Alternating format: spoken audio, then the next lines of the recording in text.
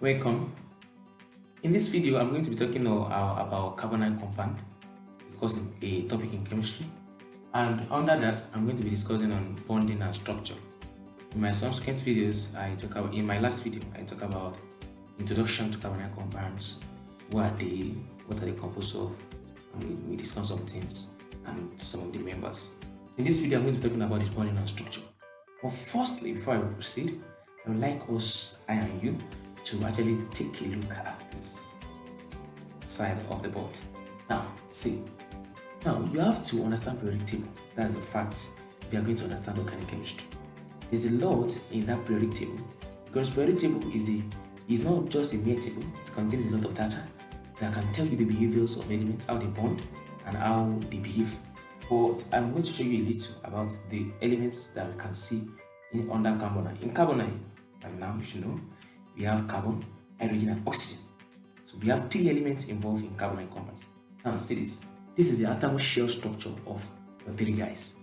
And you notice that these three guys, except from hydrogen, apart from hydrogen, carbon and oxygen are in period 2. So because they are in period 2, they need to have 2 shells. That means this is the atomic shell out of 2. That means each of them have 1 innermost shell. And that shell can carry a duplet electron. That means if this is the atomic number, if carbon has 6 as atomic number, the total number of electrons you'll be seeing me putting in the atomic shell will be 4, because 2 have been deducted for duplet. And that one is 1s2, so it's unreactive. Same thing for oxygen. You see that the atomic shell in this place is 1, 2, 3, 4, 5, 6. It's 6 out of 8, which I showed you. And it's 2 also have been given to its innermost.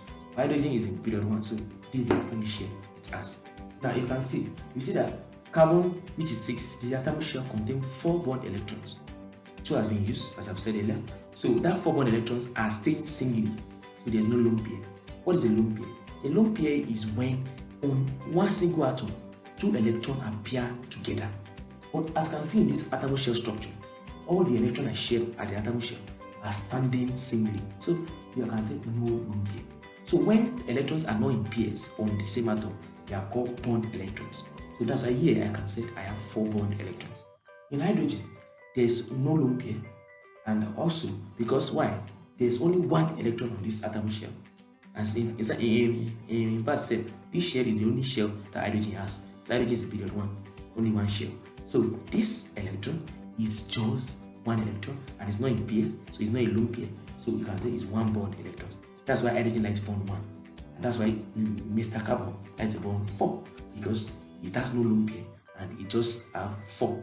Now, but oxygen, this is where the drama comes from. Oxygen is in group 6. That is why the number of atomic shells is the number of their group, but not all the atoms. So the number of atoms electron, which is the electron on the atomic shell, is the number of group. That's why if you count this on 1, 2, 3, 4, carbon is in group 4. 1, hydrogen is in group 1. Oxygen 1, 2, 3, 4, 5, 6. Oxygen is in group 6. But not all the atoms electron sometimes will be a bond electron. Some will be lone pair, while some will be bond electron. As you can see here, two electrons appear in pair. Those ones are called lone pair. So these 2 guys are lone pair. This one here, and this one here. Don't let me confuse it. Just know that this one that I circle, these together I circle, they are lone pair. So there are 2 electrons that will come together on the same atom. Why this one standing alone are bond electrons. Now, I quickly want to show you the bonding and structure in a carbonyl functional group. Right now, you know that the carbonyl functional group is this double bonded oxygen must be there, and 2 other elements can bond 1. Let's put hydrogen for now, because this is for alkyl. Or let's put this one. So now, this is the functional group of carbonyl compounds. At least a double bonded oxygen. Now, you can now proceed. So let me show you the structure, how the doctors come to play. Carbon is in group 4, according to the structure. It has 4 electrons in the atomic shell. That means carbon likes to bond 4 bond.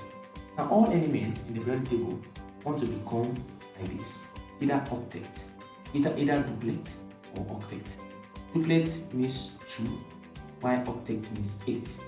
Why? Because when you have 2 electrons, you are stable. When you have 8, you are also stable. But the type of which one of them are you going to become depends. If you are an element, which of them will you become depend on which one are you close to.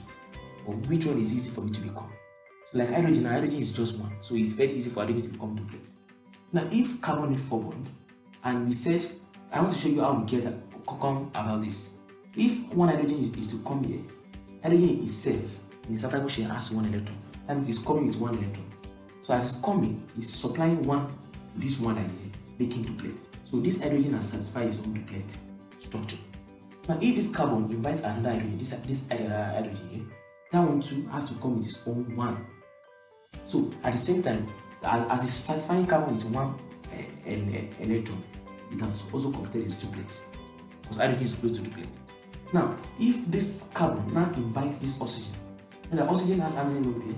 2 lone pair, always put lone pair, and it has 2 bond electrons, 1, 2, which is what it has bonded. So the oxygen will now come here and bring its 2 bond electron here. But this carbon here is only having 1 at this side. Why? The other one is here. So this carbon has say, since you are coming with 2, because this 2 is this 2 and that this oxygen is used for to bond here. Because oxygen has 2 bond electrons, it has the capacity to contribute 2. So this carbon 2 we now invite, we cancel this one and bring it here, so that it can have double bond. So that's how we come about this. Hereby, carbon will be forming single bond with hydrogen, and now we're forming double with oxygen. Now, this is it. In each bond, every bond you see in organic chemistry represents 2 electrons. So this place is 2 electrons, 2 electrons. Why? One here is 2 electrons, another here is 2 electrons. That means in this case, if oxygen has 2 lone pair, that means everybody here has completed their stability. This hydrogen here has gotten 2 electrons, duplet. This one, duplet. This one. The carbon needs to become octet, because carbon is 4, is very close to 8 than to go back to 2. So carbon is having 2 here, 2 here. All these things work for each of them. 2 here, 2 here, plus this 2, and the middle that's 6, plus this 2, that's 8 for carbon. And for oxygen, this 2, that's 4. This 2 lone pair, 4, 5, 6. We count this one to 7, 8. So at last, everybody has reached stability.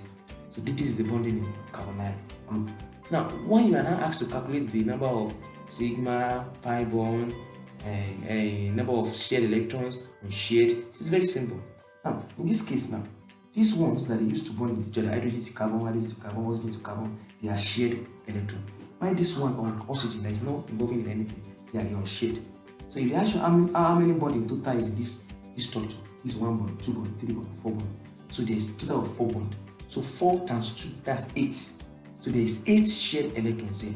While there is 2 pair of unshared electrons or 4 unshared electrons. In my subsequent videos, I would like to watch this. So please stay tuned. This is a very, very nice place to be. Trust the process, trust your tutor, and make sure you are following my lessons plan. So search for the subsequent videos I'm going to be releasing after now. I'm going to give you some examples on bonding and structures. So just search for it, examples on bonding and structures. Thank you so much for watching this video. I believe you learned something. If you really enjoy it, please comment on the comment section, share it, recommend, and subscribe. God bless you.